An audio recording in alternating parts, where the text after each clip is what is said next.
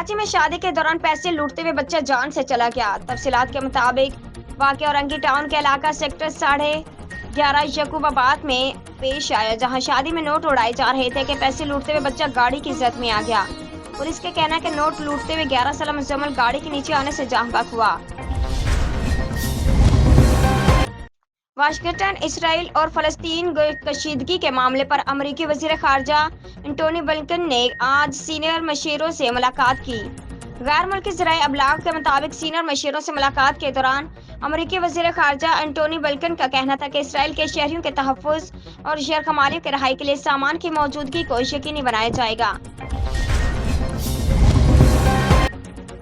कराची, पाकिस्तान में डॉलर 6 माह की कमतरीन सतह पर गिर गया। एक हफ्ते में इंटर बैंक में डॉलर 5.50 रुपये और ओपन मार्केट में डॉलर 6.50 रुपये सस्ता हुआ।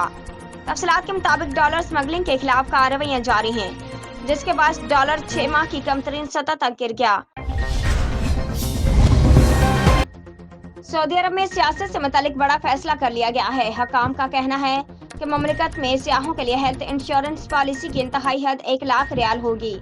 बैनुल अक़वामी खबर रसा अदारे की रिपोर्ट के मुताबिक सऊदी हेल्थ इंश्योरेंस कौंसिल की जानिब से गैर मुल्की सियाहों की हेल्थ पॉलिसी की तफसीलात जारी कर दी गई हैं। रात अफगानिस्तान में ज़लज़ले ने बड़ी तबाही मचा दी है। अमवात की तादाद 2500 से तजावज़ कर गई। AFP के मुताबिक एक हुकूमती तर्जुमान ने कहा है कि ज़लज़ले से मरने वालों की तादाद 2500 से बढ़ गई है। अमदादी कारकुन रात भर मगरबी अफगानिस्तान में कच्चे घरों में जिंदा बच जाने वालों की तलाश में मसरूफ रहे।